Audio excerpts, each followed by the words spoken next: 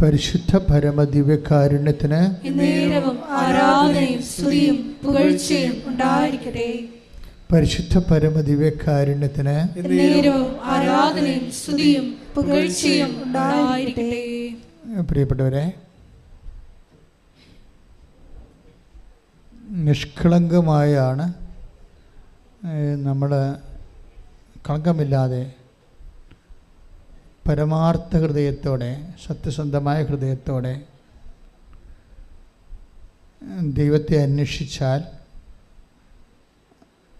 ദൈവം നമ്മോട് സംസാരിക്കുകയും, നിങ്ങൾ ചെറിയ എന്താണ് ദൈവം എന്നോട് സംസാരിക്കാത്തത്? ഉടമ്പടി എടുക്കുന്ന ഒത്തിരി പേർക്ക് പരിശുദ്ധ അമ്മയെ കാണാൻ പറ്റുന്നുണ്ട്. എല്ലാ ദിവസവും നമുക്ക് സാക്ഷ്യമുണ്ട്. എല്ലാ ദിവസവും സ്വപ്നത്തിലായാലും ദർശനത്തിലായാലും സ്വരത്തിലായാലും സുഗന്ധത്തിലായാലും ഇങ്ങനെ അമ്മയുടെ പ്രത്യക്ഷ ദർശനങ്ങൾ അനേകം മക്കൾ എല്ലാ ദിവസവും അനുഭവ സാക്ഷ്യം പറയുന്നുണ്ട്. അത് ഇറ്റ് ഈസ് നോട്ട് റിസർവ്ഡ്. ആർക്കെങ്കിലുമായിട്ട് ഇങ്ങനെ സംവരണം ചെയ്ത് വെച്ചിരിക്കണതല്ല. It is for all. ആർക്കായാലും സാധിക്കും. ബൈബിള് പറയണത് അത് അന്വേഷണം സത്യസന്ധമായിരിക്കണം. Take the word of God. ശ്രുതിക്കട്ടെ. ഹല്ലേലൂയ. 145 സങ്കീർത്തനം 18 തിരുവചനം. 145 സങ്കീർത്തനം 18 തിരുവചനം. തന്നെ വിളിച്ചപേക്ഷിക്കുന്നവർക്ക്, പറഞ്ഞോളൂ, തന്നെ വിളിച്ചപേക്ഷിക്കുന്നവർക്ക്, ഹൃദയ പരമാർത്ഥതയോടെ വിളിച്ചപേക്ഷിക്കുന്നവർക്ക് കർത്താവ് സമീപസ്ഥനാണ്. കർത്താവ് സമീപസ്ഥനാണ്. അപ്പം ഹൃദയ പരമാർത്ഥതയാണ് എൻ്റെ വേണ്ടത്. അതായത്, ഒന്ന്, നീ സത്യമായ ദൈവത്തെ സത്യമാണെന്ന് മനസ്സിലാക്കുകയും അതേസമയം തന്നെ നിൻ്റെ വിഷയം, അതിൻ്റെ ഒരു പരമാർത്ഥത, സത്യസന്ധത, അത് ദൈവത്തിൽ ആശ്രയിച്ചാൽ ദൈവിക ഇടപെടൽ സുനിശ്ചിതമായിരിക്കുമെന്ന് നമുക്ക് സംശയമില്ലാതെ. നമുക്ക് ഈ പരമാർത്ഥതയ്ക്ക് കളങ്കം ചാർത്തുന്നത് പലപ്പോഴും സംശയമാണ്.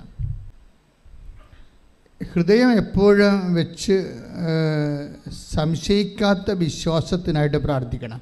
രണ്ട് കാര്യങ്ങൾ. ഇപ്പം നമ്മൾ കാർ എടുക്കുമ്പോൾ,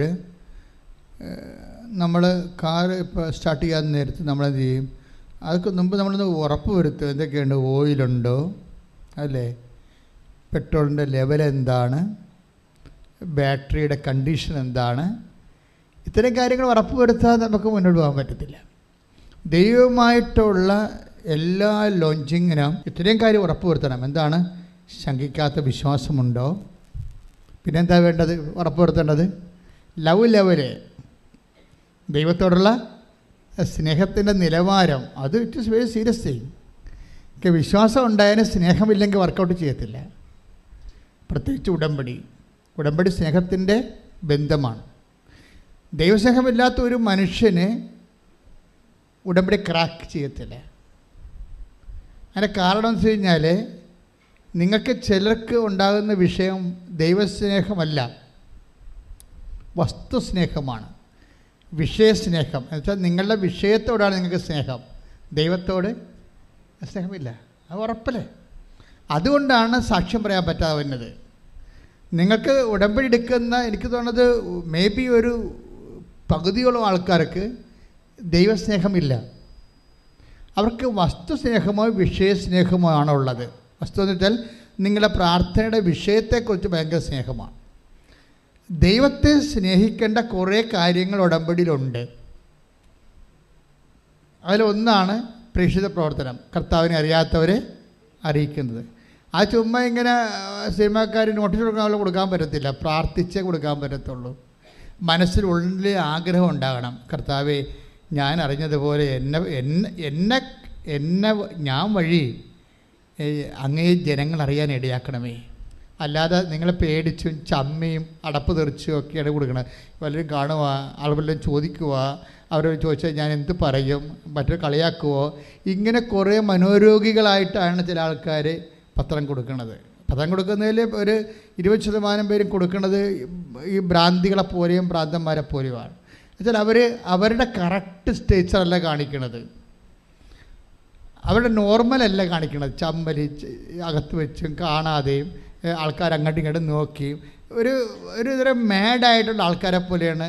അപ്പം തന്നെ ദൈവത്തിന് അറിയാം ഇതെങ്ങനെ കൊടുത്തൊപ്പിച്ച് കടമ നിർവഹിക്കുകയാണ്, ദൈവസ്നേഹമല്ലെന്നറിയാം. ദൈവസ്നേഹമുള്ളവർ അത് വെച്ച് പ്രാർത്ഥിക്കും, പത്രം വെച്ച് പ്രാർത്ഥിക്കും. കർത്താവേ, ഞാനൊരു പത്രമാണ് കൊടുക്കുന്നത്, കീറിപ്പോകാതെ 10 മനുഷ്യരിത് വായിക്കണം, നിന്നെ അറിയണം, ഞാൻ അറിഞ്ഞ പോലെ അവരും നിന്നെ അനുഭവിക്കാൻ ഇടയാക്കണം. അപ്പോൾ എന്നൊക്കെ പറഞ്ഞ് അപ്പം ദൈവത്തിന് തോന്നും നിങ്ങൾക്ക് ദൈവസ്നേഹമുണ്ടെന്ന് പറഞ്ഞു. ദൈവസ്നേഹം ഇല്ലാതെ ഇത് വർക്കൗട്ട് ചെയ്യത്തില്ല. കാര്യം ഇത് സ്നേഹത്തിൻ്റെ ബയലാറ്ററൽ റിലേഷനാണ് ഉടമ്പടി എന്ന് പറയുന്നത്. സ്നേഹിക്കാത്ത ഒരാൾക്ക് ഉടമ്പടി ചെയ്യാൻ പറ്റത്തില്ല. നമ്മുടെ ലോകത്തിൻ്റെ ഉടമ്പടിയിൽ സ്നേഹം വേണമെന്ന് നിർബന്ധമില്ല, വിശ്വാസം മതി. ലോകത്തിൻ്റെ ഉടമ്പടിയിൽ വിശ്വാസം മതി. പിന്നെ ഉടമ്പടി നിറവേറ്റിയില്ലെങ്കിൽ നിറവേറ്റാനുള്ള നിയമവ്യവസ്ഥ ഉണ്ടായാൽ മതി, പോലീസോ കോടതിയൊക്കെ ഉണ്ടായാൽ മതി. പക്ഷേ അങ്ങനെ ഈ ദൈവമായിട്ടുള്ള ഉടമ്പടിയിൽ പോലീസും കോടതിയൊന്നുമില്ല, ദൈവത്തോടുള്ള സ്നേഹമാണ് അവിടെ ഉള്ളത്. അപ്പോൾ ദൈവസ്നേഹം ഉണ്ടെങ്കിൽ പിന്നെ അതിൻ്റെ ഉണ്ട്, ദൈവസ്നേഹമുണ്ട് എന്നുള്ളതിന് എന്തൊക്കെയാണ് അടയാളം? ഒന്ന്, ഫസ്റ്റ് ഒരാളിന് ദൈവസ്നേഹമുണ്ടെങ്കിൽ പെട്ടെന്ന് അയാൾക്ക് തോന്നുന്നത് അയോഗ്യതയാണ്. അനുതാപം സ്നേഹത്തിൻ്റെ ഫ്രൂട്ട്സാണ്. നിങ്ങളുടെ ജീവിതത്തിലെ ദൈവത്തോട് എൻ്റെ മുമ്പിലെ ദൈവത്തോട് ഇൻട്രാക്ട് ചെയ്ത് സഹിത്വം ചേർന്ന് ജീവിക്കാൻ നിങ്ങൾക്ക് കൊതിയുണ്ടെങ്കിലാണ് ദൈവസ്നേഹം എന്ന് പറയണത്. ആ ദൈവസ്നേഹം ഉള്ളവർക്ക് ഓട്ടോമാറ്റിക്കായിട്ട് എന്ത് വരും? അനുതാപം ഉണ്ടാകും. സ്നേഹത്തിൻ്റെ ഫ്രൂട്ട്സാണ്. അപ്പം അനുതാപം ഉണ്ടോ? അനുതാപം എന്ന് പറഞ്ഞാൽ എന്താ? ഇപ്പോൾ നിലവിലുള്ള ചിന്താഗതികൾ, മനസ്ഥിതികൾ, പെരുമാറ്റം അത് സുവിശേഷ വിഹിതമല്ലെങ്കിൽ, ദൈവത്തിന് നിരക്കാത്തതാണെങ്കിൽ അത് മാറ്റാൻ വേണ്ടിയാണ്. ആ മാറ്റുമ്പോഴാണ് കറക്റ്റ് അനുതാപമായിട്ട് അത് വർക്ക് ചെയ്യണത്. അനുതാപം ഇങ്ങനെ മനസ്സിൽ തോന്നിയതുകൊണ്ട് കാര്യമില്ല. ഞാൻ ദൈവത്തിന് നിരക്കാത്ത റിലേഷനിലാണ് എന്ന് പറഞ്ഞാൽ അനുതാപം ആകത്തില്ല. ഞാൻ ദൈവത്തിന് നിരക്കാത്ത കച്ചവടം ചെയ്തുകൊണ്ട്, അപ്പോൾ അനുതാപം ആകത്തില്ല. അനുതാപമാണത് അത് ബ്രേക്ക് ചെയ്യുമ്പോഴാണ് സത്യസന്ധമായ പരമാർത്ഥതയോടെ ദൈവത്തെ തേടണമെന്ന് പറയണത്. പരമാർത്ഥതയോടെ. ഇപ്പം നീ ചെയിൻ സ്മോക്കറാണ്, അല്ലെങ്കിൽ നീ ഇങ്ങനെ ഈ എന്താണ് ഏതാണ്ട് സാധനം വെക്കുമല്ലേ, MDMA അതാ വേറെ ഡിഗ്രിയാണെന്ന് തോന്നണം. അപ്പം അങ്ങനെ ഒരു വ്യക്തിയാണെന്ന് വിചാരിച്ചു. അല്ലെങ്കിൽ എന്തെങ്കിലും തരത്തിൽ സ്വാഭാവികമായ സന്തോഷങ്ങളെക്കാൾ എക്സ്ട്രാ ആയിട്ട് സന്തോഷം, വഴിവിട്ട സന്തോഷം അനുഭവിക്കുന്ന ആളാണ് എന്ന് വിചാരിച്ചു. അപ്പം നമുക്കറിയാം, നാളെ നമ്മളെ ദുഃഖിപ്പിക്കുന്ന എല്ലാ സുഖങ്ങളും പാപമാണ്. നാളെ ദുഃഖിപ്പിക്കരുത്, അതാണത്. ഇതെങ്ങനെ തിരിച്ചറിയണം അങ്ങനെയാണ്. അപ്പം അതുകൊണ്ട് സ്വാഭാവികമായിട്ട് അതിൽ നിന്ന് പൂർണ്ണമായിട്ടും വിട്ട് ഒഴിയണം. ഇപ്പം നിങ്ങൾ ടൈം പാസിന് വേണ്ടി മനുഷ്യ പങ്കാളികളെയൊക്കെ ചുമ്മാ ഫോണൊക്കെ ചെയ്യുകയും ചിലപ്പോൾ മെസ്സേജ് വിളിക്കുകയും കാര്യമൊന്നുമില്ലെന്ന് നിങ്ങൾക്കും അറിയാം, അവർക്കും അറിയാം. പക്ഷേ ഇങ്ങനെ വേസ്റ്റായിട്ടുള്ള സംഭവങ്ങൾ, റിലേഷൻസ്, അപ്പോൾ ഇതൊക്കെ എന്താ സംഭവിക്കുന്നത്? നിങ്ങളുടെ ഫാക്കൽറ്റിയെ ബ്ലോക്ക് ചെയ്യും. നിങ്ങൾ എന്തിനെക്കുറിച്ചാണ് സംസാരിക്കുന്നത്, എപ്പോഴും എന്തിനെക്കുറിച്ചാണ് ഓർക്കണത്, അത് നിങ്ങളുടെ അവസ്ഥയാണ്. എപ്പോഴും എന്തിനെക്കുറിച്ചാണ് ഓർക്കണത്, ആരെക്കുറിച്ചാണ് ഓർക്കണത്, എന്തിനെക്കുറിച്ചാണ് ഓർക്കണത്, നിങ്ങളുടെ ടൈം ആരാണ് കൺസ്യൂം ചെയ്യണത്? ദൈവമാണോ അതോ നിങ്ങൾക്ക് അർഹതയില്ലാത്ത ഒരവകാശമില്ലാത്ത വ്യക്തികളാണോ? അതെല്ലാം നിങ്ങളൊന്ന് ഇൻട്രോസ്പെക്റ്റ് ചെയ്യണം. അപ്പോൾ അങ്ങനെ വരുമ്പോൾ നമുക്ക് കറക്റ്റ് ഉടമ്പടി വഴികളിലേക്ക് പതുക്കെ വരാൻ പറ്റും. ഇത് നിങ്ങൾ ദൈവസ്നേഹം നിറയുമ്പോൾ ഓട്ടോമാറ്റിക്കായിട്ട് നമ്മൾ ബലം പ്രയോഗിച്ചൊന്നും വരേണ്ട കാര്യമില്ല. നിങ്ങൾ ആദ്യം ചെയ്യേണ്ടത് ദൈവസ്നേഹം നിറയാൻ പ്രാർത്ഥിച്ചാൽ മതി. അത് നിങ്ങൾ ഇപ്പോൾ ഉടമ്പടി കുറേ സ്നേഹത്തിൻ്റെ പ്രയോഗങ്ങളുണ്ടല്ലോ, ഉടമ്പടി എന്ന് വെച്ച് കഴിഞ്ഞാൽ നല്ല റിച്ച് പ്രയോഗങ്ങളുള്ള സ്ഥലമാണ്. ഇപ്പോൾ എല്ലാ തരത്തിലും, അതായത് സാധാരണ വിശ്വാസം, പ്രാർത്ഥന, വിശ്വാസം, പ്രഖ്യാപനം, വിശ്വാസം, പ്രയോഗം, വിശ്വാസം. അപ്പം അങ്ങനെ വിശ്വാസത്തിൻ്റെ പ്രയോഗങ്ങളിൽ ഏറ്റവും ശക്തമായത് നിൽക്കുന്നത് ഉടമ്പടിയിലാണ് പ്രയോഗങ്ങളുള്ളത്. അപ്പം അത് ശരിക്കും നമ്മൾ അതിൻ്റെ സിസ്റ്റം നോക്കിയിട്ട് അവധാനതയോടുകൂടി ഉടമ്പടിയെ സമീപിച്ചാൽ നല്ല ടൈം ഷോർട്ടനിങ് സംഭവിക്കും.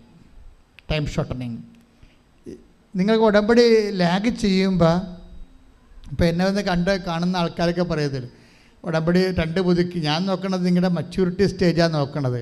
ഇപ്പം നിങ്ങളുടെ വിഷയം ആയില്ലെന്ന് പറയുമ്പോൾ ഞാൻ ഉടമ്പടിയിൽ ആ ചീട്ട് എഴുതിയിട്ടുണ്ടാവും, ഉടമ്പടി 2 പുതുക്കി 3 പുതുക്കി. അപ്പം ഉടമ്പടി 2 പുതുക്കിയ ആൾക്കാർക്ക് ഈ വിഷയം നടന്നില്ലെങ്കിൽ ഈ വ്യക്തി പൊട്ട വ്യക്തിയാണെന്ന് അതുകൊണ്ട് എനിക്ക് മനസ്സിലാക്കാൻ പറ്റും.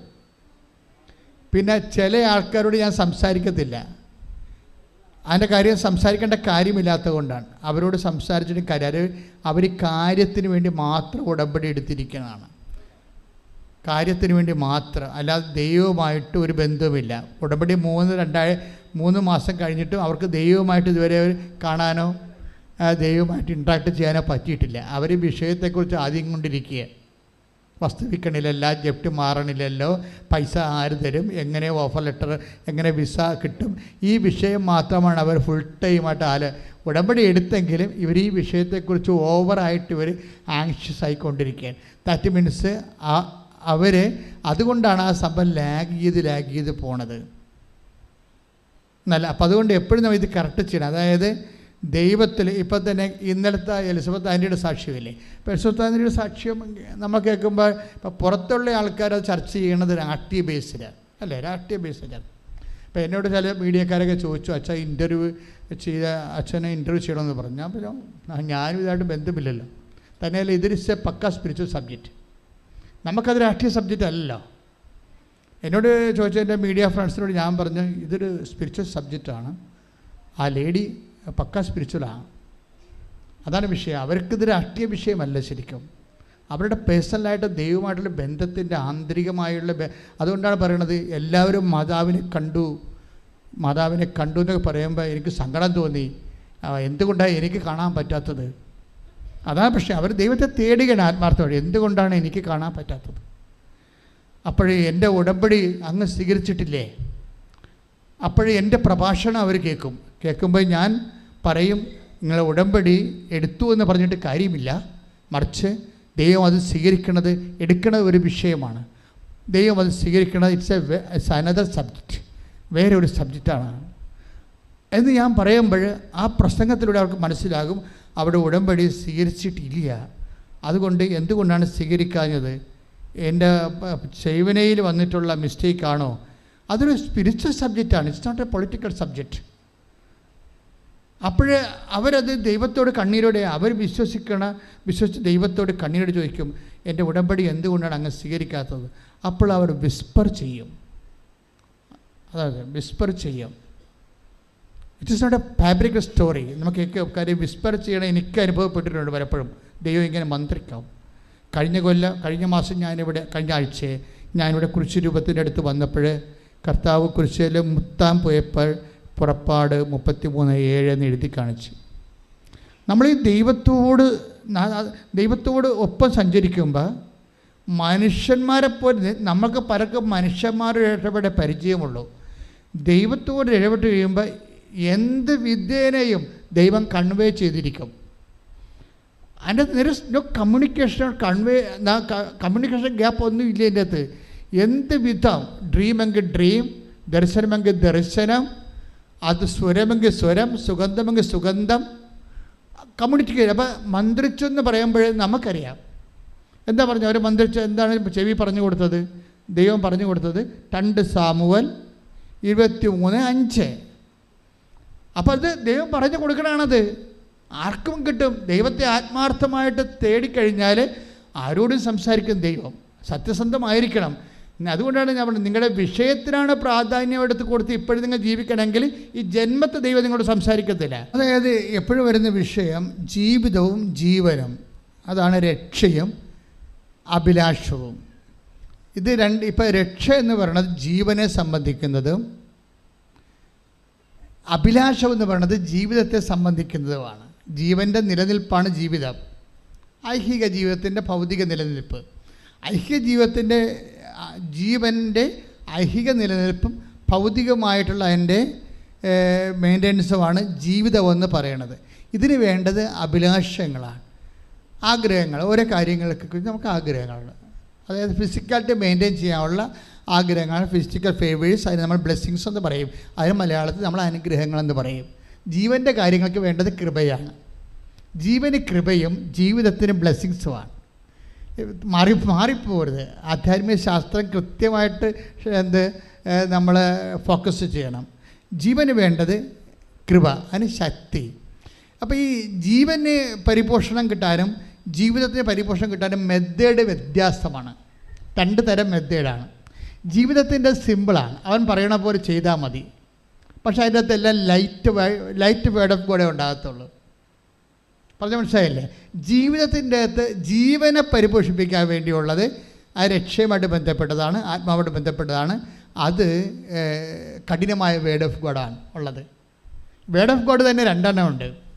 എന്തൊക്കെയുണ്ട്? ദൈവവചനങ്ങൾ 2 ജാതിയുണ്ട്. എന്താണ്? ജീവിതത്തെ പരിപോഷിപ്പിക്കുന്ന, അഭിലാഷങ്ങളെ സാധിക്കുന്ന, നിത്യജീവിതത്തിൻ്റെ സപ്പോർട്ട് ചെയ്യുന്ന ലഘുവചനങ്ങൾ.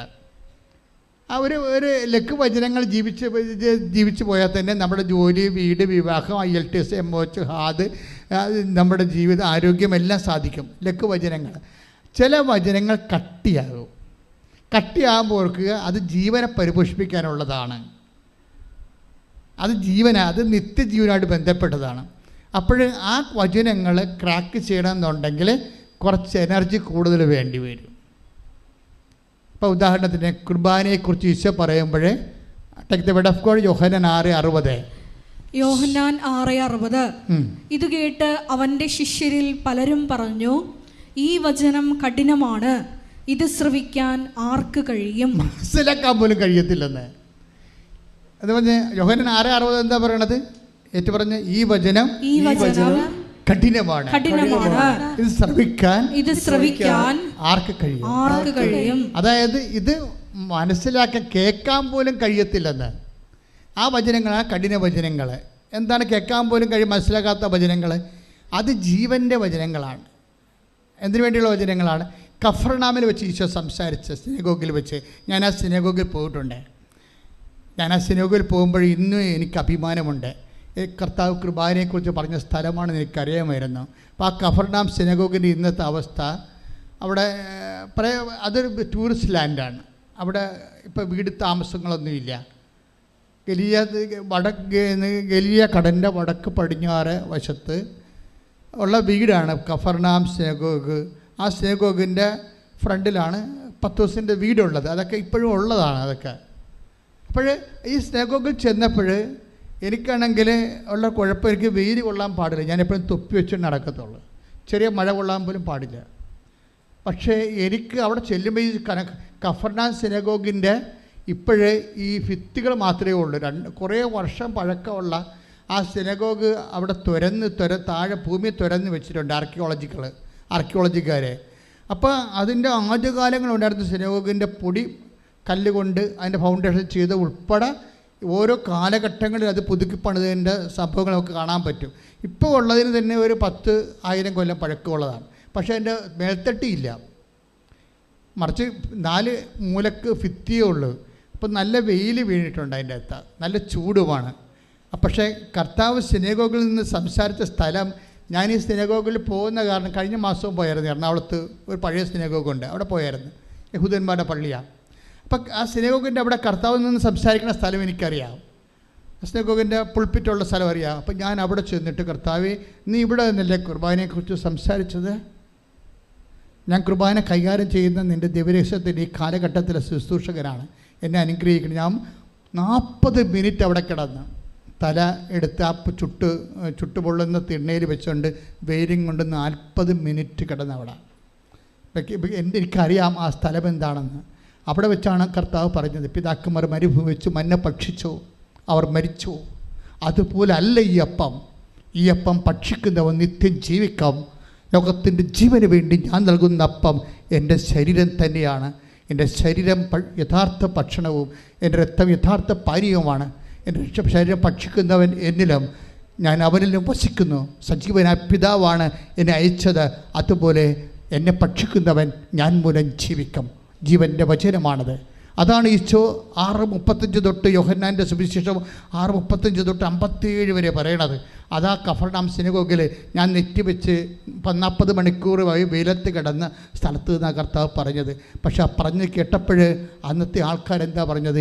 ഈ വചനം കഠിനമാണ്, ആർക്കിത് മനസ്സിലാക്കാൻ കഴിയും? പക്ഷെ മനസ്സിലാക്കാൻ കഴിയുന്ന ആൾക്കാരുണ്ടായിരുന്നു. അവരോടും കർത്താവ് ചോദിച്ചു, നിങ്ങൾക്ക് മനസ്സിലാക്കാൻ കഴിയുമെന്ന് എനിക്കറിയാം, പക്ഷേ എനിക്ക് ചോദിക്കാൻ നിവൃത്തിയില്ല. Do you also want to go? നിങ്ങൾക്ക് പോകണമെന്നുണ്ടോ? അപ്പോൾ കർത്താവിനോട് അവർ പറഞ്ഞു, ഞങ്ങൾ ആരുടെ പക്കലേക്ക് പോകും? നിത്യജീവൻ്റെ വചനങ്ങൾ അങ്ങയുടെ പക്കലാണല്ലോ. ജീവൻ്റെ വചനം കഠിനമായിരിക്കും. ദയപൈതരെ, നിൻ്റെ ജീവിതത്തിൽ ഒരു വചനം പാലിക്കാൻ കഠിനമാണെന്ന് തോന്നുക. അപ്പോൾ നീ ഓർക്കണം, ഇത് കഠിനമാണല്ലോ, ഇത് നടക്കത്തില്ലല്ലോ, ഇതെങ്ങനെ ഞാൻ പാലിക്കും, എനിക്ക് സാധ്യമല്ലോ എന്ന് തോന്നിയാൽ നീ വിചാരിക്കണം, ഇത് അനുദിന ജീവിതത്തിന് വേണ്ടിയുള്ളതല്ല, നിത്യജീവിതത്തിന് വേണ്ടി കർത്താവ് ക്രമീകരിച്ച കൃപയുടെ വചനങ്ങളാണ്. മത്തായി 5:40 നിന്നോട് വ്യവഹരിച്ച് നിന്റെ ഉടുപ്പ് കരസ്ഥമാക്കാൻ ഉദ്യമിക്കുന്നവന് മേലങ്കി കൂടി കൊടുക്കുക. ഇതെന്ത് വചനമാണ്? കഠിന വചനമാണ്, ലഘുവചനമല്ല, എളുപ്പമല്ലല്ല നടത്താൻ. നിന്നോട് വ്യവഹരിച്ചാണ് നിന്നെ പ്രതിയാക്കി കേസിന് പോയി. പണ്ട് ഉടുപ്പൊന്നും ഇല്ലായിരുന്ന കാലത്തെ, ഇപ്പോഴല്ലേ സർവത്ര ഉടുപ്പൊന്നും ഇല്ലായിരുന്ന കാലത്ത് വളരെ അപൂർവമായിരുന്നു. സ്ക്രൈബന്മാർക്കും ലോഡ്സിനൊക്കെയാണ് ഉടുപ്പുണ്ടായിരുന്നത്. സാധാരണ മനുഷ്യർക്ക് അത്യാവശ്യം മറക്കാനൊക്കെ ഉള്ള ഉടുപ്പൊക്കെ ഉണ്ടായിരുന്നതാണ്. അപ്പോൾ ഒരു ഉടുപ്പിനൊക്കെ ഭയങ്കര വിലയാണ്. അത് നഷ്ടപ്പെട്ട കേസിന് പോകും. അതാണ് നിന്നോട് വ്യവഹരിച്ച് കേസിന് പോയാൽ, നിന്നോട് ചണ്ട കൂടി ഉടുപ്പ് കരസ്ഥമാക്കാൻ നോക്കിയാൽ എന്ത് ചെയ്യണമെന്നാണ് പറയണത്? മേലും കൂടി കൊടുക്കുക. ഇത് എത്ര ശതമാനം ആൾക്കാർക്ക് കൊടുക്കാൻ പറ്റും? ഇക്കണോമിക്കലി സ്പീക്കിംഗ് എത്ര പേർക്ക് കൊടുക്കാൻ പറ്റും? 100 പേര് ഇത്രയും കൃത്യമായിട്ട് ഇതിൻ്റെ നമ്മളോട് ചണ്ട കൂടി ഉടുപ്പ് കരസ്ഥമാക്കുന്നതിന് മേലേക്ക് കൂടി കൊടുത്തിട്ട് പോരാൻ ആർക്ക് പറ്റുമോ? പറ്റത്തില്ല. ദാറ്റ് മീൻസ് ഇതിൻ്റെ അകത്ത് ഞാൻ ഇന്ന് രാവിലെ നിങ്ങളോട് പറഞ്ഞില്ലേ, ഈ സൂര്യൻ എന്ന് പറഞ്ഞ ടാർഗറ്റ് ഇല്ലേ, നിത്യത്തിന് സൂര്യനുണ്ട്, ചന്ദ്രനുണ്ട്, നക്ഷത്രങ്ങളുണ്ട് എന്ന് പറഞ്ഞാൽ എന്താ കാര്യം? നമുക്ക് ലഭിക്കുന്ന കൃപയുടെ ആർജിക്കുന്ന കൃപയുടെ ആനുപാതികമായിട്ടായിരിക്കും. ഇപ്പോൾ വചനം എക്സിക്യൂട്ട് ചെയ്യുമ്പോഴാണ് കൃപ ടാപ്പ് ചെയ്യണത്. ഇതിൻ്റെ നമുക്ക് ലഭിക്കുന്ന കൃപയുടെ ആനുപാതികമായിട്ടായിരിക്കും നമ്മൾ ബ്രാൻഡഡ് ആകണത്, ഗ്രേഡഡ് ആകണത്, നക്ഷത്രമോ ചന്ദ്രനോ സൂര്യനൊക്കെ ആകണത്. കൃപയുടെ കാര്യമാണ് അവിടെ പറയണത്. അപ്പം നമ്മളെ സംബന്ധിച്ചിടത്തോളം നമ്മൾ ഈ വിഷയത്തിൽ ഇപ്പോൾ അതിന് ദൈവം എന്താ ചെയ്യണത്? ഈ നക്ഷത്രമോ ചന്ദ്രനോ ഏത് ബ്രാൻഡഡ് ആയിട്ടുള്ള കൃപയാണ് വേണമെന്നുണ്ടെങ്കിൽ ദൈവം എന്താ ചെയ്യണത്? ദൈവം അതിനുള്ള ടെംപ്റ്റേഷൻസോ ട്രബിൾസോ അതുപോലെ തന്നെ ട്രബിൾസ് അല്ലല്ലോ, നമ്മളുടെ കുറേ പരീക്ഷണങ്ങൾ തരും, ടെസ്റ്റ് തരും. ഈ ടെസ്റ്റാണ് വിഷയീകരിക്കുന്നത്. ഇപ്പം നിൻ്റെ ഉദാഹരണത്തിന് നിൻ്റെ അനുജൻ പ്രശ്നം ഉണ്ടാക്കി അപ്പനെയും അമ്മനെയും കയ്യിലെടുത്ത്, അവസാനം നിനക്കറിയാം അവൻ്റെ സ്വഭാവം, അപ്പനെയും അമ്മനെയും കയ്യിലെടുക്കണത് അവരുടെ ജീവനാവശ്യം അടിച്ചു മാറ്റാൻ വേണ്ടിയാണ്. പിന്നെ ഇവരെ ഇറക്കി വിടുകയുള്ളതെന്നറിയാം. അവസാനം ഈ അപ്പനെയും അമ്മനെയും നീ തന്നെ ചുമക്കണമെന്നുള്ളത് നിനക്കറിയാം. കാര്യം നീ ആ ചേട്ടൻ അനിയനും തമ്മിൽ എത്ര വർഷമായിട്ട് ജീവിക്കുമ്പോൾ അനിയനെ അറിയാമല്ല. അനിയൻ്റെ സ്വഭാവം എന്താണെന്ന്, നല്ല ചേട്ടൻ്റെ സ്വഭാവം എന്താ അനിയനും അറിയാം. പക്ഷേ അപ്പനും അമ്മയും ഈ മക്കളെന്ന് പറയുമ്പോൾ അവർക്ക് വേറെ മൈൻഡ് സെറ്റാണ്. ഇളയ മക്കളോടാണെങ്കിൽ ഭയങ്കര സ്നേഹമായിരിക്കും ചെറുക്ക് മൂത്ത മക്കളോടായിരിക്കും സ്നേഹം. അപ്പോൾ ഈ സ്നേഹം കൂടണ കാരണം ഇവന്മാരുടെ തട്ടിപ്പൊന്നും ഈ മാതാപിതാക്കന്മാർക്ക് അറിയാൻ പറ്റത്തില്ല. കാണുന്ന പാട്ടൊക്കെ ഒപ്പിട്ട് കൊടുക്കും. മിക്കവാറും അവിടെ കയ്യിൽ തന്നെ ഇരിക്കും. ചെന്ന് ചതിക്കാനുള്ളവൻ ഒപ്പിട്ട് മേടിക്കും എപ്പോഴായാലും. അവരിങ്ങനെ ചതിക്കാനുള്ളവൻ എപ്പോഴും പേനയും പേപ്പറും കൊണ്ട് ഇങ്ങനെ പുറകെ നടക്കും. അപ്പോൾ ഓർക്കുക ചതിക്കാനാണെന്ന്. അങ്ങനെ ബുദ്ധിയും ബോധം ഉണ്ടാകണം. മാതാപിതാക്കന്മാർ ആയിട്ട് കാര്യമില്ല. പേനയും പേപ്പറുമായിട്ട് എപ്പോഴും മക്കളെ ഏത് മക്കളാണ് കൂടെ നടക്കുന്നത് അവൻ നിങ്ങളെ ചതിക്കും. 60% ചതിച്ചിട്ടുണ്ട്. വലിയ ലോണൊക്കെ എടുത്താൽ കൊണ്ടേ കുരുക്കി വെക്കും. ആരടക്കും? അവനടക്കത്തില്ല. അവൻ നാട് വിട്ട് പോകും. വേണ്ട അടുത്ത അമ്മേൻ്റെ മസ്കറ്റിൽ പോയിരിക്കും. ഈ കണ്ട് മരത്തിൽ വിളിച്ചാൽ ഫോൺ എടുക്കത്തുമില്ല. അപ്പോഴെന്ത് ഞൊട്ടി ബാങ്കുകാർ കൊണ്ടുപോകണേ പോട്ടെ, കാരണം ബാങ്കുകാരൻ കൂടി അവൻ ഞൊട്ടിച്ചിട്ടാണ് പോയിരിക്കുന്നത്. ഇത് അപ്പോൾ എപ്പോഴും അപ്പോൾ ഇതുപോലെ ഇത് നമുക്കറിയാം. അനിയനോ അല്ലെങ്കിൽ ചേട്ടനോ ചതിക്കാൻ വേണ്ടിയാണ് ചെയ്യണമെന്നറിയാം. അപ്പോഴും നമ്മളെ സംബന്ധിച്ചിടത്തോളം റെഫറൻസ് ബുദ്ധിയല്ല. ഇവൻ ചതിക്കും, അതുകൊണ്ട് നമുക്ക് തീർച്ചയായിട്ടും നമുക്ക് വിവേചനം ഉണ്ടാകണം. പക്ഷേ ഈ കേസ് ചില സമയത്ത് ചില വചനങ്ങൾ ശരി, അവൻ അപ്പനെ നോക്കില്ല, അമ്മനെ നോക്കില്ല, അപ്പൻ്റെ അമ്മയുടെ ജീവനാംശം അവൻ അടിച്ചു മാറ്റി അവൻ നാട് വിട്ട് പോയെന്ന് വിചാരിച്ചോ. ഇപ്പോൾ അപ്പനും അമ്മയും നോക്കാൻ ആരുമില്ല. അവരുടെ ജീവനാംശം അവകാശം അനിയൻ അടിച്ചു മാറ്റി അവൻ നാട് വിട്ടും പോയി. ഇപ്പം എന്നാ പറ്റി? അപ്പൻ്റെ അമ്മയും ജീവനാംശം കൊടുക്കാത്ത ആൾ നീ തന്നെ അപ്പനെ അമ്മനെ നോക്കേണ്ടി വന്നു. മനസ്സിലായ? ഈ ഒരു സിറ്റുവേഷൻ എങ്ങനെയാണ് ഒരു വിശ്വാസി കൈകാര്യം ചെയ്യണത്? അത് ഈ വചനം വെച്ചാണ്. എന്താണ്? നിന്നോട് ചണ്ട കൂടി ഉടുപ്പ് കരസ്ഥമാക്കാൻ ഉദ്യമിക്കുന്നവന് മേലെങ്കിൽ കൂടി കൊടുക്കാൻ പറയും. ഈ വചനം എന്താ? കഠിനമാണ്, ലഘുവാണ്? ജീവനാംശം അനുജം മേടിച്ചു, പക്ഷെ അപ്പനെയും അമ്മനെ നീ നോക്കേണ്ടി വരും. ഈ വചനം കഠിനമാണ്, ലഘുവാണ്? കഠിനമാണ്. ഈ വചനം നമുക്ക് പാലിക്കാൻ പാടാണ്. പക്ഷെ പാലിച്ചാൽ എന്ത് കിട്ടും? നിത്യജീവൻ. കൈയെട്ടിച്ച് കർത്താവിന്റെ വചനം 2 വിഭാഗമാണ്. ഒന്ന് ലഘുവചനങ്ങളും കഠിനവചനങ്ങളും. ലഘുവചനങ്ങൾ പാലിച്ചാൽ അവൻ പറയണ പോലെ ചെയ്താണ് ലഘുവചനങ്ങൾ പാലിക്കുക. അവൻ പറയണ പോലെ ചെയ്താണ് കഠിനവചനങ്ങൾ പാലിക്കുക. 2 ഉടമ്പടിയാണ്. ഒന്നിൻ്റെ അത് നിത്യജീവൻ്റെ ഉടമ്പടി, രണ്ടാമത്തത് അനുദിന ജീവിതത്തിൻ്റെ ഉടമ്പടി. അപ്പം കഠിനവചനങ്ങൾ നിനക്ക് പാലിക്കാൻ പറ്റാത്ത വചനങ്ങൾ നിനക്ക് പ്രോജക്റ്റായിട്ട് വന്നിട്ടുണ്ടോ എന്ന് നോക്കണം. നിനക്ക് പാലിക്കാൻ പറ്റാത്ത വചനങ്ങൾ പ്രോജക്റ്റായിട്ട് വന്നിട്ടുണ്ടോ എന്ന് നോക്കണം. അപ്പോൾ അത് നോക്കുമ്പോൾ എന്ത് ചെയ്യണം?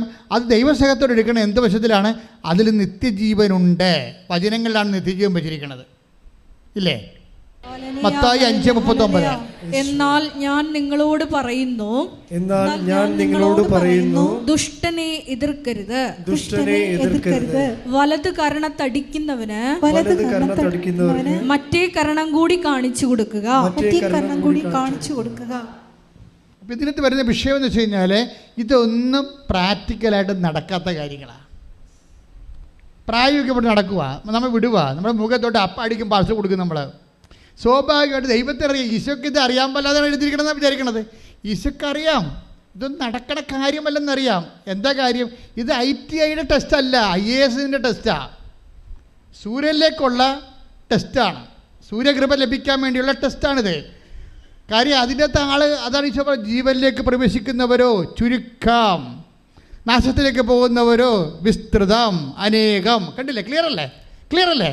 അപ്പം നമ്മളെ സംബന്ധിച്ചിടത്തോളം ഉടമ്പടിയൊക്കെ വരുമ്പോൾ കഠിന പദങ്ങളെ ക്രാക്ക് ചെയ്യാൻ നോക്കണം. കഠിന പദങ്ങൾ ഈസി പദങ്ങൾ ചെയ്ത് കഴിഞ്ഞാൽ പുട്ടടിക്കാനേ പറ്റത്തുള്ളൂ.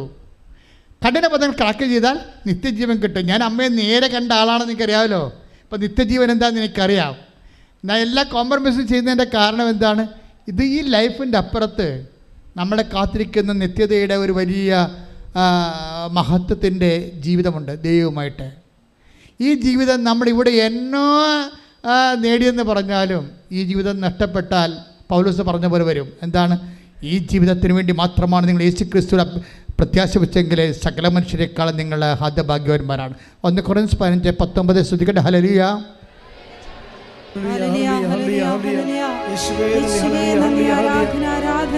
1 കൊരിന്ത്യർ 15:19 ഈ ജീവിതത്തിന് വേണ്ടി മാത്രം ക്രിസ്തുവിൽ പ്രത്യാശ വച്ചിട്ടുള്ളവരാണെങ്കിൽ നമ്മൾ എല്ലാ മനുഷ്യരെയും നിർഭാഗ്യരാണ്. അപ്പൊ ക്രിസ്തുവിൽ പ്രത്യാശ വെക്കുന്ന മക്കളുണ്ട്. ഇപ്പൊ കാർൽ മാർക്സിൽ പ്രത്യാശ വെച്ച ആൾക്കാരുണ്ട്, ഇല്ലേ? സർവർക്കാരിൽ പ്രത്യാശ വെച്ച ആൾക്കാരുണ്ട്. എന്തിനു വേണ്ടിയാണ്? ഈ ജീവിതത്തിന് വേണ്ടി മാത്രമാണ്. അതാണ് പൗലോസ് പറയണത്. ഈ ജീവിതത്തിന് വേണ്ടി മാത്രമാണ് നിങ്ങൾ യേശുക്രിസ്തുവിൽ പ്രത്യാശ വെച്ചിട്ടുണ്ടെങ്കിൽ സകല മനുഷ്യരെക്കാളും നിങ്ങൾ ഹതഭാഗ്യവാന്മാരാണ്. കാര്യം എന്താണ്? യേശുക്രിസ്തു പ്രത്യാശ വെക്കുന്നവൻ നിത്യജീവന് വേണ്ടിയാണ്. നിത്യജീവൻ, നിങ്ങൾ നിത്യജീവന് വചനം നിങ്ങൾ അന്വേഷിക്കുന്ന കാര്യം, അവയിൽ നിത്യജീവനുണ്ടെന്ന് നിങ്ങൾക്കറിയാം. പക്ഷേ നിത്യജീവൻ എല്ലാ വചനങ്ങളിലുമില്ല, പ്രത്യേകിച്ച് കഠിന വചനങ്ങളിലേ ഉള്ളൂ. ഇത് രഹസ്യമാണ്. ലഘുവചനങ്ങളുടെ കുറവാണ്. അത് ഫിസിക്കൽ ഫേവേഴ്സ്, അനുദിന ജീവിതത്തിന് വേണ്ടിയുള്ള ഭൗതിക ആനുകൂല്യങ്ങളാണുള്ളത്. ഫിസിക്കൽ ഫേവേഴ്സ്, സോക്കോൾഡ് ബ്ലെസ്സിങ്സ്, അനുഗ്രഹങ്ങളാണ്. കഠിന വചനങ്ങളിലാണ് നിത്യജീവൻ ഇരിക്കുന്നത്. എന്നുവെച്ചാൽ നമുക്ക് പാലിക്കാൻ പ്രയാസമുള്ളൊരു വചനമാണ് നമ്മുടെ മുമ്പിൽ നിൽക്കണമെങ്കിൽ ഓർക്കുക, അത് ഫിസിക്കൽ ഫേവേഴ്സ് അല്ല, ഭൗതിക ആനുകൂല്യങ്ങളല്ല, നിത്യജീവന് വേണ്ടി ദൈവം നിശ്ചയിച്ചിരിക്കുന്ന ഒരു ഹോംവർക്കാണ്. അതായത് ഇപ്പം നീ വിചാരിക്കുവേ, ഇപ്പം ഞാനിപ്പോൾ കർത്താവ് പറഞ്ഞൊക്കെ ചെയ്തായിരിക്കും നഷ്ടമല്ലേ എന്നല്ല ചോദിക്കണത്. ഞാനിതൊക്കെ കഷ്ടപ്പെട്ട് ഞാനിപ്പോൾ ഇത് മനുഷ്യന് ചെയ്യാൻ പറ്റാത്ത കാര്യങ്ങളൊക്കെ എൻ്റെ കണ്ണത്തടിച്ചവന് വേറെ ചാണം കൂടി കാണിച്ചു കൊടുത്താൽ വീട്ടിൽ വരുമ്പോൾ മക്കൾ പറയും, അപ്പം പോയി അടിച്ചിട്ട് വാ, അല്ലെങ്കിൽ ഞങ്ങൾക്ക് മുഖത്ത് BCM വെച്ച് നടക്കാൻ പറ്റത്തില്ലെന്ന് പറയും. അതല്ലേ മക്കൾ പറയത്തുള്ളൂ. അവന്മാരത് പറയണം. എന്താ സംഭവിച്ചു കഴിഞ്ഞാൽ, ഇപ്പം ഭാരതീയ മീമാംസകളിൽ മനുഷ്യനെക്കുറിച്ച് പറഞ്ഞാൽ എന്താണ്? നരൻ പശു സമാനമാണ്. പശുവാണ്. അപ്പോൾ പശുവിനെ കുത്തിയാൽ തിരിച്ചു കുത്തും, അത്രേ ഉള്ളൂ. നരൻ മൃഗത്തെ തുല്യമാണെന്നാണ് പറയണത്. പശു എന്ന് വെച്ച് കഴിഞ്ഞാൽ പശുവിൻ്റെ സ്വഭാവം എന്താണ്, അല്ലെങ്കിൽ മൃഗത്തിൻ്റെ സ്വഭാവം എന്താണ്? കുത്തിയാൽ തിരിച്ചു കുത്തും, കടിച്ചാൽ തിരിച്ച് കടിക്കും, എല്ലാം ചെയ്യും. പക്ഷെ മനുഷ്യനെ സംബന്ധിച്ചിടത്തോളം ബൈബിള് എന്താ പറഞ്ഞിരിക്കണത്? നീ ദൈവത്തിൻ്റെ സ്വഭാവം കാണിക്കാൻ പറഞ്ഞിരിക്കുക. കാര്യം എന്താണ്? നിന്നെ നിത്യതയ്ക്ക് വേണ്ടി ദൈവം സൃഷ്ടിച്ചിരിക്കുന്നതാണ്. പശുവിനെ നിത്യതയ്ക്ക് വേണ്ടി സൃഷ്ടിച്ചിരിക്കുന്നില്ല. ഈ വിവേചനം നാം മനസ്സിലാക്കണം. ഈ വിവേചനമില്ലാത്തവർ പശുവായി ജനിച്ച് പശുവായിട്ട് തന്നെ മരിക്കും. അങ്ങനെയുള്ളവരുണ്ടാകും, മക്കളുടെ കൂട്ടത്തിലുണ്ടാകാം. ഈ നമ്മളിവിടുന്ന് പോയി കഴിഞ്ഞാൽ പിന്നെ മക്കളും അപ്പനും ഭാര്യയും ഭർത്താവും ഒന്നും ഇല്ലല്ലോ. ഭാര്യയും ഭർത്താവും പോലും ഇല്ല, പിന്നെയാണ് പ്രശ്നം അല്ലേ? കർത്താവ് എന്താ പറയണത്? വിവാഹത്തിന് ശേഷം ഒരു സ്ത്രീക്ക് 7 ഭർത്താക്കന്മാരുണ്ടായിരുന്നു. അവൾ എല്ലാം ചത്തുകെട്ട് ഓരോ ഭർത്താക്കന്മാർ ചാകുമ്പോൾ അടുത്ത ഭർത്താവിനെ കിട്ടും. അവസാനം അവളും മരിച്ചു, ആ 7 ഭർത്താക്കന്മാരും മരിച്ചു. എന്നിട്ട് അവസാനം ബുരുദ്ധാനത്തിൽ ആരുടെ ഭർത്താവായിരിക്കും ആ സ്ത്രീ എന്ന് ചോദിക്കുമ്പോൾ പറയും, ഈശോ എന്താ പറയണത്? അവിടെ കല്യാണം കെട്ടലും പരിപാടിയൊന്നും ഭാര്യയും ഭർത്താവൊന്നും ഇല്ല. അതെല്ലാം ഇവിടെ ചാപ്റ്റർ ഇവിടെ സെമിത്തേരി വെച്ച് ക്ലോസ് ചെയ്യും. അവിടെ കർത്താവിൻ്റെ കൃപ നിറഞ്ഞ ദൈവിക ജീവനാണുള്ളത്, അവബോധത്തോടു കൂടി. അപ്പോൾ ദൈവത്തെ അറിഞ്ഞനുഭവിച്ച് ആനന്ദിക്കാനുള്ള സൗഭാഗ്യത്തോടു കൂടി നിൻ്റെ ആത്മാവ് എന്തുമാത്രം അറിയുന്ന എന്തുമാത്രം നീ പ്രയോഗത്തിൽ വരുത്തുന്നുവോ ആ അറിവെല്ലാം കൃപയായിട്ട് മാറുകയും അത് നിന്റെ മഹത്വത്തിന് കാരണമാകുകയും ചെയ്യുന്ന കൈയടിച്ച് കർത്താവ്. നമ്മളൊരു വചനം കർത്താവ് നൽകിയ വഴിയിലൂടെയാണ് ഞാൻ സഞ്ചരിച്ചത്. പക്ഷേ ആർക്കും തെറ്റിദ്ധാരണയൊന്നും വേണ്ട, ബൈബിൾ ജീവിക്കുന്നത് കഠിനമാണെന്ന്. അങ്ങനെയല്ല. ഇത് ഞാൻ പറഞ്ഞതിൻ്റെ ഉദ്ദേശം, കഠിന വചനങ്ങൾ ചെയ്യുന്നവർ ഡെസ്പാകേണ്ട കാര്യമില്ല.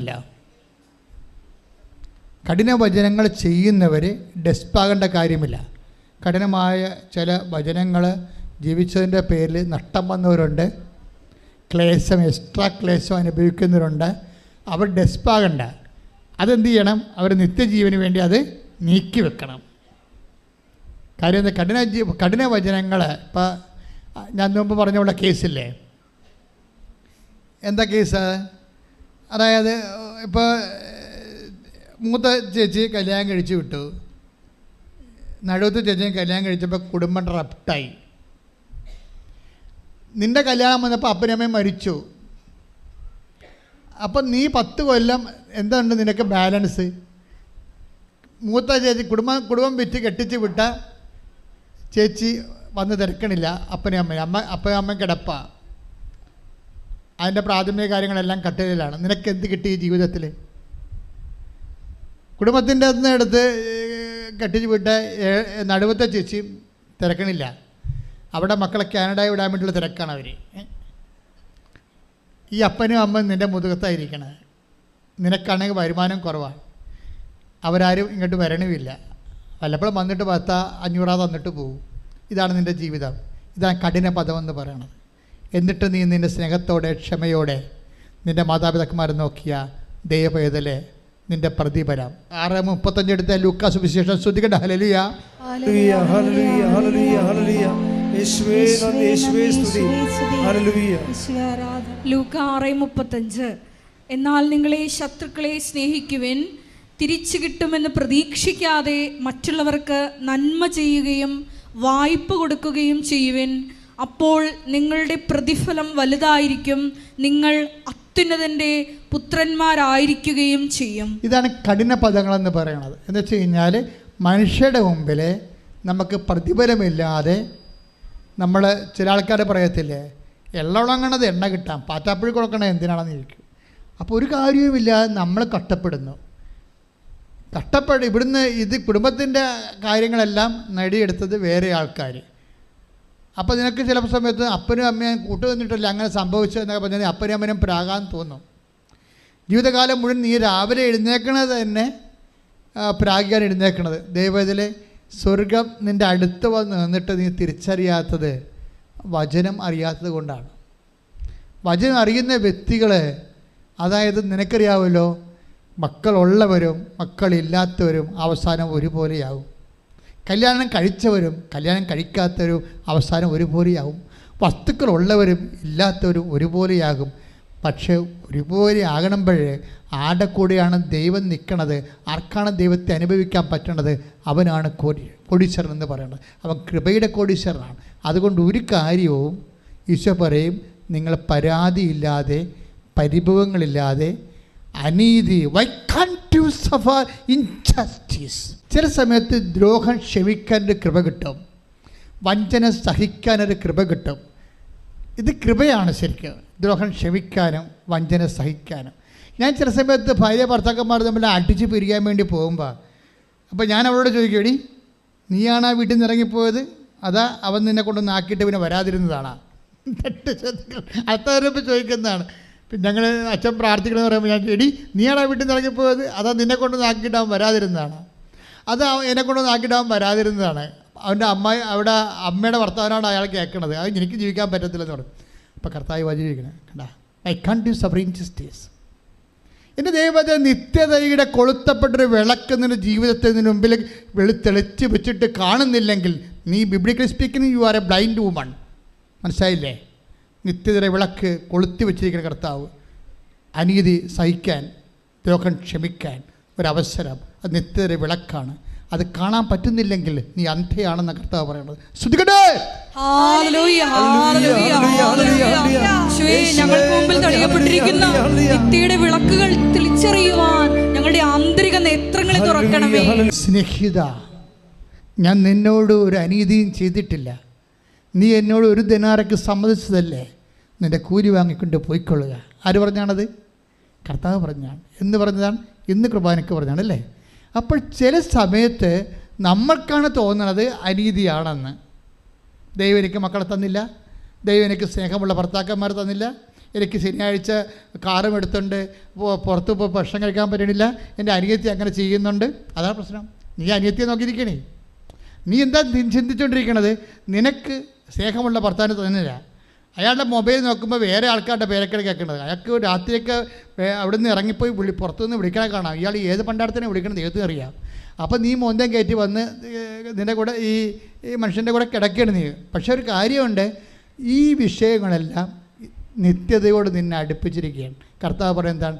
ഈ ഭർത്താവായാലും നാളെ മാഞ്ഞു പോകും, ഈ ഭൂമിയിലുള്ള എല്ലാം മാഞ്ഞു പോകും. മാഞ്ഞു പോകാത്ത സ്നേഹത്തിനായി നീ ദാഹിക്കണമെന്ന് എന്നോട് പറയുകയാണ്. അത് മനസ്സിലാക്കണമെന്നുണ്ടെങ്കിൽ അത് മനസ്സിലാക്കുന്ന ഒരു ഹൃദയം വേണം. പ്രാർത്ഥിക്കുക, കർത്താവേ, കർത്താവേ, മാഞ്ഞു പോകാത്ത വസ്തുക്കളും മാഞ്ഞു പോകാത്ത വ്യക്തികളും മാഞ്ഞു പോകാത്ത വ്യക്തികളും മാഞ്ഞു പോകാത്ത ജീവിതവും കണ്ടെത്തുവാൻ എന്നെ ഇന്നുള്ള കഷ്ടപ്പാടുകളെ സമീപിക്കുവാൻ അഭിഷേകം നമുക്ക് നൽകണമേ.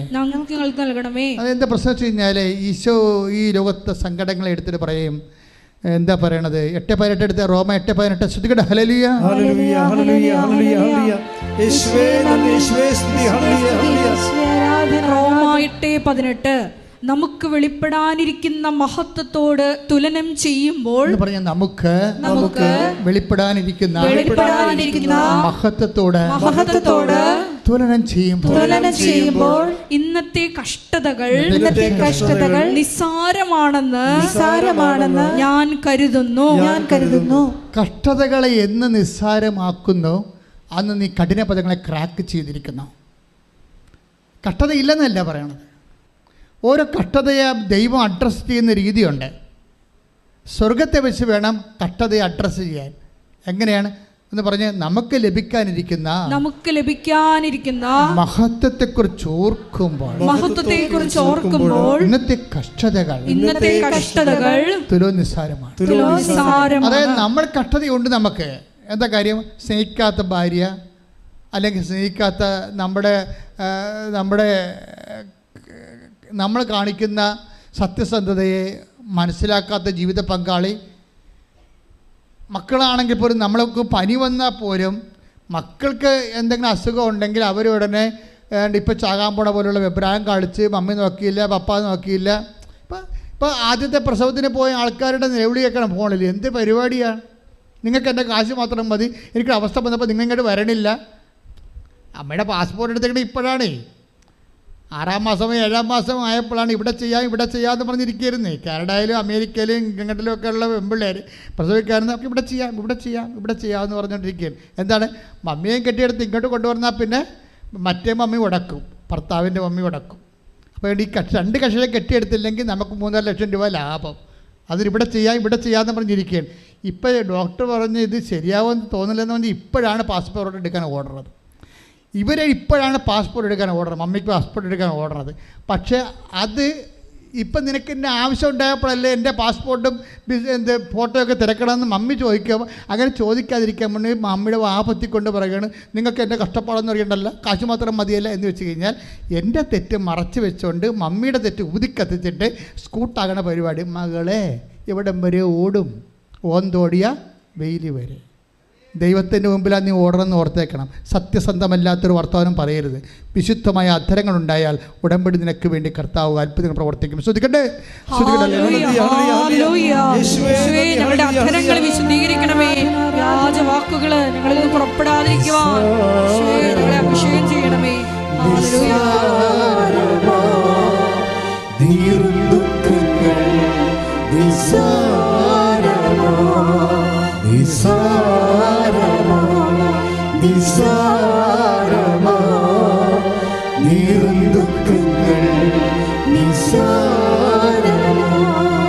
നാളെ വരുന്ന മഹിമയോർത്ത ഇന്നിൻ ദുഃഖങ്ങൾ നിസ്സാരമാ. നാളെ വരുന്ന മഹിമയോർത്ത ഇന്നിൻ ദുഃഖങ്ങൾ പരിശുദ്ധ പരമദിവ്യകാരുണ്യത്തിന് ആരാധനയും സ്തുതിയും പുകഴ്ചയും ഉണ്ടായിരിക്കട്ടെ. അപ്പം കഠിന പദങ്ങളും കഠിന അനുഭവങ്ങളും സുവിശേഷ വിഹിതമായി കൈകാര്യം ചെയ്യുമ്പോൾ നിനക്ക് 20 മാർക്ക് കിട്ടും. നിങ്ങളെപ്പോഴും ചെയ്യണം എങ്ങനെയെന്നറിയാവോ? ഈ ചില ബുദ്ധിയും ബോധവും ഇല്ലാത്ത പിള്ളേരെ പോലെയാണ്. പരീക്ഷ പേപ്പർ കാണുമ്പോൾ തന്നെ മൊത്തം അങ്ങോട്ട് ഇരുന്ന് എഴുതാൻ തുടങ്ങും. പരീക്ഷ പേപ്പർ കാണുമ്പോൾ തന്നെ അപ്പം തന്നെ എടുത്ത് നമ്മുടെ ട്രെയിൻ പോണ പോലെ വന്ദേ ഭാരത് പോണ പോലെ ഒറ്റ പോക്കാണ് പരീക്ഷ എടുത്ത്. അതെന്താ സംഭവം? എഴുതി വന്നിട്ട് അവസാനം 2.5 മണിക്കൂർ പരീക്ഷയ്ക്ക് 1:45 കഴിഞ്ഞപ്പോഴും 10-60 ചോദ്യങ്ങൾ എഴുതിയിട്ടുണ്ട്. പക്ഷേ നോക്കിയപ്പോൾ എന്താ പറ്റിയതിരിക്കണത്? 60 മാർക്കിൻ്റെ ചോദ്യങ്ങളാണ് എഴുതിയിരിക്കുന്നത്. എന്താണ്? എല്ലാ ചോദ്യങ്ങൾക്കും 2 മാർക്ക് 1 മാർക്കേ ഉള്ളു. ബാക്കിയുള്ള ചോദ്യം 2 ചോദ്യമുണ്ട്, 20 മാർക്കിൻ്റെ. ഈ 20 മാർക്കിൻ്റെ ചോദ്യം ആദ്യമേ എഴുതി വെച്ചെങ്കിൽ ഇപ്പോൾ ഇനി സമയവും തീർന്നു. ഇതാണ് ഈ പ്രശ്നം. മേജർ ഇഷ്യൂസും ലൈറ്റ് ഇഷ്യൂസും തമ്മിലുള്ള വ്യത്യാസം ഇതാണ്. എൻ്റെ മക്കളെ ജീവിതത്തിൽ 20 മാർക്കിൻ്റെ 2 ചോദ്യങ്ങൾ നിങ്ങൾ എഴുതിയിരിക്കണം, ഉത്തരം എഴുതിയിരിക്കണം. എന്ന് വെച്ചാൽ കഠിന പദങ്ങളാണ്, ക്രാക്ക് ചെയ്തിരിക്കണം. എല്ലാം നിങ്ങൾ സിമ്പിളാകണമെന്ന് പറഞ്ഞു കഴിഞ്ഞാൽ എല്ലാം സിമ്പിളാക്കി തരും. നമ്മുടെ സമയം തീരുമ്പോഴേ നമുക്ക് നിത്യതയുടെ മാർക്ക് നമ്മൾ എഴുതിയിട്ടുണ്ടാകത്തില്ല. നമ്മുടെ 65 വയസ്സിൽ 70 വയസ്സിൽ നമ്മൾ ഗുഡ് ബൈ പെടുന്ന പോകുമ്പോൾ നോക്കുമ്പോൾ 1-2 മാർക്കിൻ്റെ കാര്യം എഴുതി വെച്ചിരിക്കുന്നത്. 10 രോഗികളെ കണ്ടു, കുറച്ച് പത്രം കൊടുത്തു, പിന്നെ അത്യാവശ്യം കുഞ്ഞു കുഞ്ഞു കാര്യങ്ങൾ, സൽപ്രവർത്തികൾ ശരി. പക്ഷെ പ്രോബ്ലം വെച്ച് കഴിഞ്ഞാൽ സുവിശേഷവിധമായി ജീവിക്കുക, ജീവിതത്തിലൊരു ചില ആൾക്കാർ, ഞാനൊരു അമ്മയെ ഒരു ദിവസം പരിചയപ്പെട്ടു. ഇടയ്ക്ക് ഞാൻ പറയാറുണ്ട്, ആർക്ക് 72 വയസ്സ് ഇപ്പോഴുണ്ട്. എന്നെ കണ്ടപ്പോഴും നിലവിളിച്ച് ചോദിക്കണേ, എനിക്കൊരു മകനുണ്ടായിരുന്നെങ്കിൽ ഇപ്പം അച്ഛനെ പോലെ ഇരുന്നേനെ വന്ന്. എന്ത് ഞാൻ പറഞ്ഞ് തീർന്ന്, അവിടെ സമയം തീർന്ന്, അവിടെ സമയം തീരുകയാണ്, അവിടെ പരീക്ഷ തീരുകയാണ്. അവർക്ക് ഒറ്റയടിക്ക് ഒരു 50 മാർക്കിൻ്റെ ചോദ്യം ഉത്തരം എഴുതാനുള്ള സമയം കൊടുത്തു. ഈ പാർട്ടി ഇപ്പോഴും ഉത്തരം എഴുതിയിട്ടില്ല. എന്താ പറയണത്? 72, അവർക്ക് മക്കളില്ല, 72ാമത്തെ വയസ്സ് എന്നെ കാണാൻ പറയുകയാണ്, എനിക്കൊരു മകനുണ്ടായെങ്കിൽ ഇപ്പം അച്ഛനെപ്പോലെ ഇരുന്നേനെ വന്ന്. ദാറ്റ് മീൻസ് ദൈവം എനിക്കത് തന്നില്ലെന്നാ പ്രശ്നം. എൻ്റെ ദൈവമേ, ദൈവം എന്ത് തന്നു? ആ തന്നത് കൊണ്ട് സംതൃപ്തിപ്പെട്ടാൽ അനുഗ്രഹമല്ല, ദാറ്റ് ഇസ് ഗ്രേസ്, അതാണ് കൃപ. കൈയിടിച്ച് കർത്താവ് കേൾക്കപ്പെടാത്ത പ്രാർത്ഥനകള് സമർപ്പണം ചെയ്ത് കൃപയുണ്ടാക്കുവാൻ ആരാധനയിലൂടെ അഭിഷേകം ചെയ്യണമേ. നിൻ കൃപ മതി എനിക്ക്, നാഥാ നീ മതി എനിക്ക്, നിൻ കൃപ മതി എനിക്ക്. ഈ മനുയാത്രയിൽ ഉള്ളത് കൊണ്ട് സംതൃപ്തിപ്പെടുന്നവനാ തിരുകൃപ മതി എനിക്ക്. ഈ മനുയാത്രയിൽ തിരുകൃപ മതി എനിക്ക്. ഇവിടെ വിഷയം എന്താ വെച്ച് കഴിഞ്ഞാൽ, മക്കൾ ഇല്ലാത്തത്, മദ്യപാനിയായ ഭർത്താവ്, സ്നേഹിക്കാത്ത ഭാര്യ, അല്ലെങ്കിൽ എന്ത് വിഷയം, അമ്മയാകാം, മരുമകളാകാം, നമുക്ക് സ്നേഹം കിട്ടണില്ല. അതുകൊണ്ട് അതിനെ സബ്സ്റ്റിറ്റ്യൂട്ട് ചെയ്യാൻ വേണ്ടി ചില മരുമക്കൾ നമ്മളെ സ്നേഹിക്കണില്ല എന്ന് നമ്മൾ പ്രീ സപ്പോസ് ചെയ്തിരിക്കണം. അതിനെ നമ്മൾ സബ്സ്റ്റിറ്റ്യൂട്ട് ചെയ്യണ്ടേ? അതിനെ വരെ എന്ത് ചെയ്യും? കെട്ടിച്ചുവിട്ട മകളുടെ കല്യാണം മുടക്കിക്കൊണ്ട് അവളെ വീട്ടിൽ വിളിച്ചു ചേർത്തു. പണിയേ അമ്മ എങ്ങാനും കർത്താവ് ഇന്നാണ് വരണമെങ്കിൽ, നേരെ വരികയാണെങ്കിൽ പല അമ്മായിയമ്മമാരും കുടുങ്ങും, സത്യമായിട്ടും കുടുങ്ങും. കർത്താവ് ചോദ്യങ്ങളൊന്നും ചോദിക്കത്തില്ല, കാലെ പിടിച്ച് നിലത്തിലടിക്കുമെന്ന് മാത്രമേ ഉള്ളൂ. കാണുമ്പോൾ തന്നെ എന്താ കാര്യത്തിൽ നിങ്ങളെന്താ ചെയ്തിരിക്കുന്നത്? നിങ്ങളുടെ മകളെ പിടിച്ച് വീട്ടിൽ നിർത്തിയിരിക്കുകയാണ്. എന്നിട്ട് അവളുടെ ആ മകൻ്റെ കുറ്റം മുഴുവനും, മരുമകൻ്റെ കുറ്റം മുഴുവൻ പറഞ്ഞ് ഇവളെ ഭ്രാന്ത് പിടിപ്പിച്ചിരിക്കുകയാണ്. എത്ര പിശാചുക്കളാണെന്നറിയാവാ. ഇത്രയും നാൾ ഇത്രയും കുടുംബങ്ങൾ കലങ്ങിയതിൻ്റെ പിന്നിലെല്ലാം പെണ്ണിൻ്റെ അമ്മമാരുടെ റോള് ഭയങ്കരമാണ്. ഒരു സംശയമില്ല. ഞാൻ 21 ലക്ഷം ആൾക്കാരെ കൗൺസിൽ ചെയ്തിട്ടാണെന്ന് പറയണത്. ഇത്രയും കൗൺസിൽ ചെയ്തിട്ടുള്ള ആൾക്കാരുണ്ടോ എന്ന് എനിക്ക് സംശയമാണ്. 21 ലക്ഷം. എത്ര കാര്യം? അച്ഛനായപ്പോൾ തുടങ്ങിയ ജോലിയല്ലേ ഇത്? ഇപ്പം തുടങ്ങിയത് പുതിയതായിട്ട് ധ്യാനകേന്ദ്രം തുടങ്ങിയല്ലോ ഇത്. എത്ര വർഷമായി? 87 തുടങ്ങിയതാണ്. അതായത് നിങ്ങൾക്കൊരു കാര്യം മനസ്സിലാക്കണം, കർത്താവിൻ്റെ കൂദാശയ്ക്കെതിരെ ആര് സംസാരിച്ചാലും അവൾ അമ്മയുമല്ല അപ്പനുമല്ല. നിങ്ങൾ ആളെ തിരിച്ചറിയണം. സാത്താനാണ് നിങ്ങൾ സംസാരിക്കുന്നത്. കൂദാശയുടെ വില നിങ്ങൾക്ക് അറിയത്തില്ല. ഇപ്പം ഇന്നലെ എലിസബത്ത് ആൻ്റണി എന്താ ഇവിടെ സംസാരിച്ചത്? എൻ്റെ ഭർത്താവ് അവിശ്വാസിയാണ്. അവർ പറഞ്ഞില്ലേ, എൻ്റെ ഭർത്താവ് അവിശ്വാസിയാണ്, ദൈവത്തിൽ വിശ്വാസമില്ല. പക്ഷേ അദ്ദേഹത്തിന് കോവിഡ് വന്നപ്പോൾ എൻ്റെ ബ്രദർ ഉടമ്പടി എടുത്ത ആളാണ്. എൻ്റെ ബ്രദർ എൻ്റെ അടുത്ത് ഉടമ്പടി തലയിൽ തന്നിട്ട് നെറ്റിക്ക് പൂശിയിട്ട് ഓൺലൈനിൽ വീഡിയോ കോളിൽ എനിക്ക് വേണ്ടി പ്രാർത്ഥിച്ചു. അപ്പോൾ എനിക്ക് ശ്വാസം കിട്ടണത് 48% മാത്രമേ എൻ്റെ ലങ്സ് വർക്ക് ചെയ്തുള്ളൂ. അപ്പോൾ ഞാൻ മരണത്തോട് അടുക്കിയിരുന്നു. അപ്പോൾ ഉടമ്പടി തലം തേച്ച് എൻ്റെ ബ്രദർ എനിക്ക് വേണ്ടി പ്രാർത്ഥിച്ചു കഴിഞ്ഞപ്പോൾ ഞാൻ സുഖപ്പെട്ടു. എനിക്ക് സൈഡ് എഫക്ട്സ് ഒന്നുമില്ല. പക്ഷേ എൻ്റെ ഭർത്താവ് സുഖപ്പെട്ടു, പക്ഷേ നടക്കാൻ പറ്റണില്ല, പെട്ടെന്ന് വീഴും, തല ചുറ്റും. അദ്ദേഹത്തിൻ്റെ കോൺഫിഡൻസ് പോയി, അദ്ദേഹം പൊളിറ്റിക്കലിൽ നിന്ന് തിരിച്ചു പോന്നു. അപ്പോൾ ഇത്രയും വലിയ ദുരന്തം സഹിക്കാൻ എനിക്ക് താങ്ങാൻ പറ്റില്ല. ഞാൻ കർത്താവിൻ്റെ കണ്ണീരിട്ടു, കർത്താവെ എൻ്റെ ജീവിത പങ്കാളി തിരിച്ച് ജീവിതത്തിലേക്ക് വരണം. അപ്പോൾ അതിന് ഞാനെന്ത് ചെയ്തു? ഞാൻ ചെയ്തത്, കർത്താവെ നീ പറഞ്ഞിട്ടുണ്ട്, ആ സാക്ഷ്യം നിങ്ങൾ കേൾക്കണം, അത് ഭയങ്കര റിച്ചാണ് ആ സാക്ഷ്യം. നീ പറഞ്ഞിട്ടുണ്ട്, എന്താണ്? ഭർത്താവും ഭാര്യയും ഒരു ശരീരമാണ്. എന്താ അവരെ കോട്ട് ചെയ്യുക, വചനം കോട്ട് ചെയ്യും. എന്താ പറഞ്ഞാൽ കോട്ട് ചെയ്തിരിക്കണത്?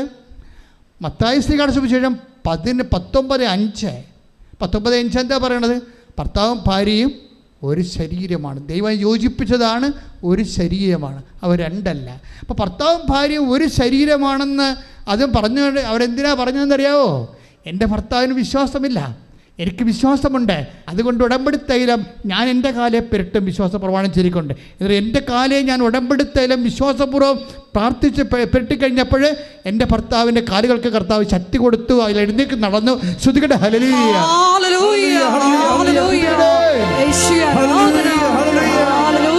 അവർ വേറെ ഒരു കാര്യം കൂടി പറഞ്ഞായിരുന്നു. അതാണ് ഈ കൂദാശി എന്ന് പറയണത്.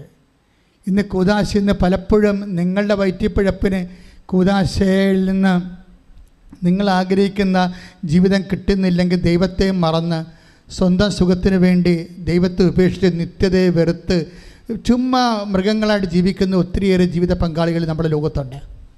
നിങ്ങൾക്കറിയാം, കുറച്ച് കാലം കഴിയുമ്പോൾ നിങ്ങൾ ദുഃഖിക്കേണ്ടി വരും. കാര്യം എന്താ? നിത്യത കൈവിട്ടു പോകും. നിത്യതയോട് അടുപ്പിച്ചത് എന്താണ്? കൂദാശ. ആ ചേച്ചി പറഞ്ഞത് എന്താ നിങ്ങൾക്കറിയാമല്ലോ. ഈ എലിസബത്ത് ആന്റണി എന്ന് പറഞ്ഞാൽ ആരാണ്? നമ്മുടെ മിനിസ്റ്റർ എ കെ ആന്റണിയുടെ മുൻ മിനിസ്റ്റർ മന്ത്രി ബഹുമാനപ്പെട്ട എ കെ ആന്റണിയുടെ വൈഫാണ്. അവർ പറഞ്ഞ സാക്ഷികൾ കേൾക്കണം. എന്താ അവർ പറയണത്? എൻ്റെ ഭർത്താവിന് വിശ്വാസമില്ല, പക്ഷേ ഞാനെന്താ സമീപിച്ചത്? കർത്താവിൻ്റെ വചനത്തിലാണ്. കർത്താവിൻ്റെ വചനത്തിൽ എന്താ പറയണത്? അവിശ്വാസിയായ ഭർത്താവ് എന്ത് ചെയ്യുന്ന പറയണത്? ഭാര്യ മുഖേന വിശുദ്ധ. അതാണ് ദൈവനിശ്ചയം. അതുപോലെ അവിശ്വാസിയായ നിങ്ങൾ ടേക്ക് ദ ബെഡഫോർഡ് 1 കൊറിന്തോസ് 17:14. കൊറിന്തോസ് 7:14. എന്തെന്നാൽ അവിശ്വാസിയായ ഭർത്താവ് ഭാര്യ മുഖേനയും അവിശ്വാസിനിയായ ഭാര്യ ഭർത്താവ് മുഖേനയും വിശുദ്ധീകരിക്കപ്പെടുന്നു. ഈ ഒറ്റ വിശ്വാസത്തിലെ ആ സ്ത്രീ വിശുദ്ധയാകുകയാണ്. കൈയിടിച്ച് കർത്താവ്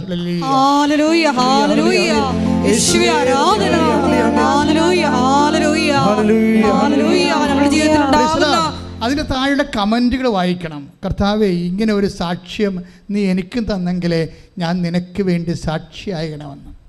നാളെ അവർ അറിയപ്പെടാൻ പോകുന്നത് ഭൂമിയിൽ നമ്മുടെ ഈ രാജ്യരക്ഷാ മന്ത്രിയുടെ ഭാര്യയായിട്ടല്ല. ആ അറിവെല്ലാം സിമിത്തിരിച്ച് തീരുകയാണ്. മനുഷ്യൻ അത് മാത്രമേ കണ്ടുള്ളൂ. അതുകൊണ്ടാണ് രാഷ്ട്രീയം അതിൻ്റെ അകത്ത് ചകഞ്ഞുകൊണ്ട് രാഷ്ട്രീയ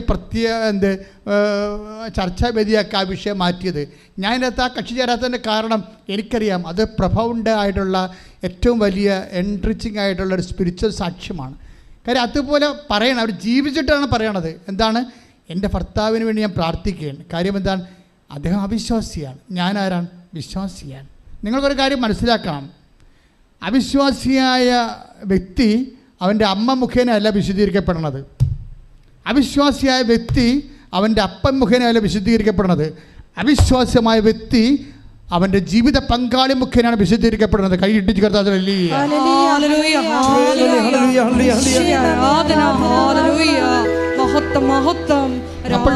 എപ്പോഴും ശ്രദ്ധിക്കേണ്ട വിഷയം, നിങ്ങൾ അവിശ്വാസിയാണോ അല്ലെങ്കിൽ ദൈവത്തിൻ്റെ അവിശ്വാസ്യം മീൻസ് എന്താണ്?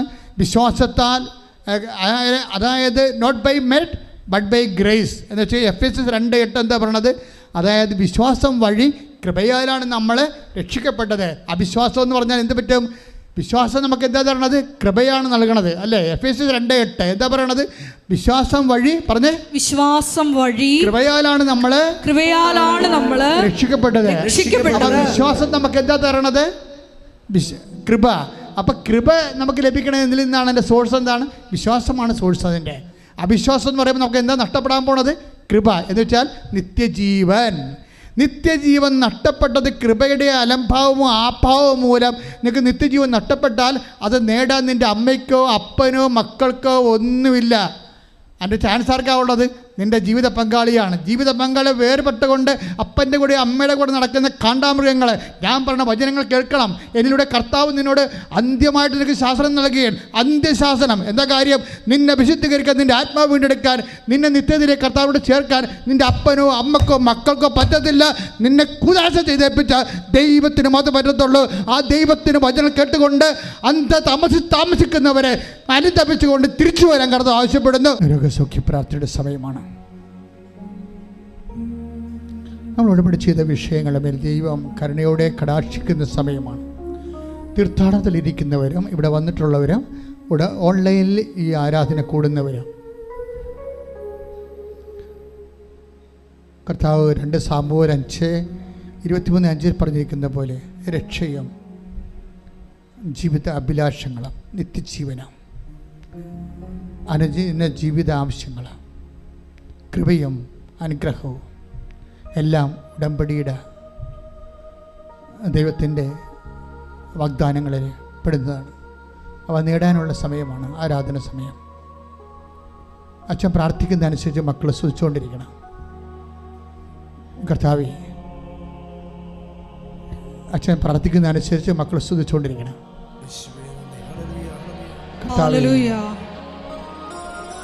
കർത്താവേ, ഇതിൻ്റെ വിശുദ്ധ പൗരോഹിത്യത്തെ മഹത്വപ്പെടുത്തണമേ. കർത്താവേ, നിന്റെ സഭയിലുള്ള സാന്നിധ്യം പ്രകടമാക്കണം.